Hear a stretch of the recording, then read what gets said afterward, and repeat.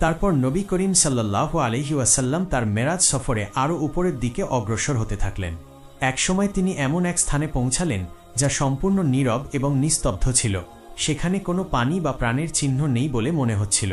এই নিঃসঙ্গ পরিবেশে তিনি কিছুটা ভীত হয়ে পড়লেন। তখন হঠাৎ করে একটি গায়েবী আওয়াজ ভেসে এলো, ইয়া রাসূলুল্লাহ, আপনি ভয় পাবেন না, বিচলিত হবেন না। আপনি আরশে আজিমের সামনে উপস্থিত হয়েছেন। আপনার প্রভু আল্লাহ রব্বুল আলামিন আপনার সম্মুখেই রয়েছেন। আপনি যা কিছু হাদিয়া দিতে চান তা পেশ করুন। আল্লাহ তাআলার এই আহ্বান শুনে নবী করিম সাল্লাল্লাহু আলাইহি ওয়াসাল্লাম গভীর চিন্তায় নিমগ্ন হলেন। তিনি ভাবলেন, আল্লাহ তাআলা তো সমস্ত কিছুর মালিক। তিনি আরশ কুরসির অধিপতি, লাওহে মাহফুজের মালিক, আসমান জমিন আর তার মধ্যকার সমস্ত সম্পদের অধিকারী। তাহলে কোন জিনিস পেশ করলে তিনি খুশি হবেন? এই চিন্তায় নিমগ্ন হয়ে রাসূল সাল্লাল্লাহু আলাইহি ওয়াসাল্লাম সঙ্গে সঙ্গে সিজদায় পড়ে গেলেন এবং বললেন, আমাদের সকল সালাম, শ্রদ্ধা, নামাজ আর সকল পবিত্রতা একমাত্র আল্লাহর জন্য। তখন আল্লাহ তাআলা তার স্নেহপূর্ণ বাক্যে বললেন, হে নবী, আপনার প্রতি শান্তি বর্ষিত হোক এবং আল্লাহর অনুগ্রহ আর বরকত বর্ষিত হোক। তবে নবী করিম সাল্লাল্লাহু আলাইহি ওয়াসাল্লাম যখন লক্ষ্য করলেন এই শান্তি ও বরকত শুধু তার প্রতি বর্ষিত হচ্ছে, তখন উম্মতের প্রতি তার গভীর মমতা ও দয়া জেগে উঠল। তিনি ব্যাকুল হয়ে বললেন, এই শান্তি শুধু আমার জন্য নয়, বরং আমাদের সবার উপর এবং আল্লাহর নেক বান্দাদের উপর বর্ষিত হোক।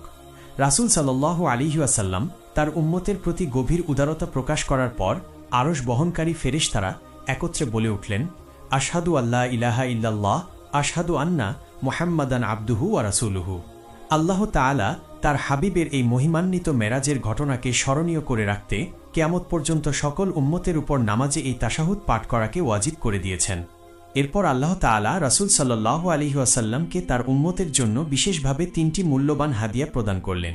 প্রথমটি হল ৫০ ওয়াক্ত নামাজ, দ্বিতীয় হল সূরা বাকারার শেষ ২ আয়াত, তৃতীয়টি হল মুশরিক ব্যতীত অন্যান্য পাপীদের জন্য ক্ষমার ঘোষণা। এই হাদিয়া নিয়ে রাসূল সাল্লাল্লাহু আলাইহি ওয়াসাল্লাম দুনিয়ার উদ্দেশ্যে ফিরে আসতে থাকলেন। সপ্তম আকাশে হযরত ইব্রাহিম আলাইহিসসালামের সঙ্গে তার সাক্ষাৎ হল। তবে ইব্রাহিম আলাইহিসসালাম কোনো কথাই বললেন না।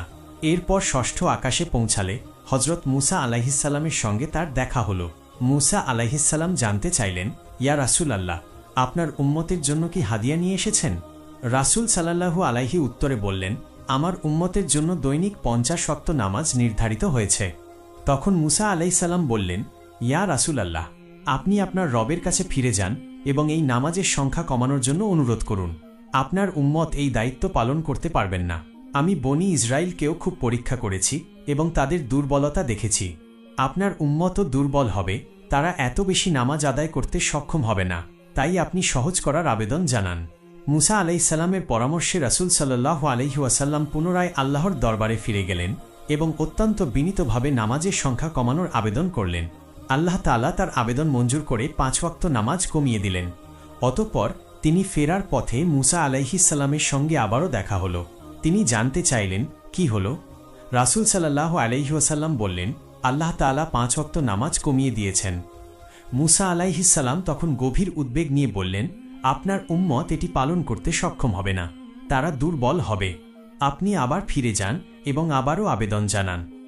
এভাবে রাসূলুল্লাহ সাল্লাল্লাহু আলাইহি ওয়াসাল্লাম আল্লাহর দরবারে মোট ৯ বার গিয়েছিলেন এবং প্রতিবারই আল্লাহ তাআলা ৫ ওয়াক্ত করে নামাজ কমিয়ে দিয়েছিলেন।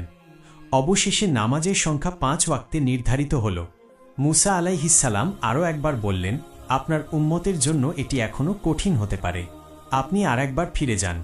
কিন্তু এবার রাসূল সাল্লাল্লাহু আলাইহি ওয়াসাল্লাম বিনম্র লজ্জায় বললেন, আমি লজ্জা পাচ্ছি, এবার আর ফিরে যেতে পারবো না। এরপর তিনি পৃথিবীর পথে যাত্রা শুরু করলেন। এমন সময় একটি গায়েবী আওয়াজ ভেসে এলো, হে আমার হাবিব, আমার সিদ্ধান্ত পরিবর্তন হয় না, আর আমি বান্দার প্রতি অন্যায়ও করি না। আপনার উম্মত ৫ ওয়াক্ত নামাজ আদায় করবে, তবে তাদের জন্য সওয়াব হবে ৫০ ওয়াক্ত নামাজের সমান। সকাল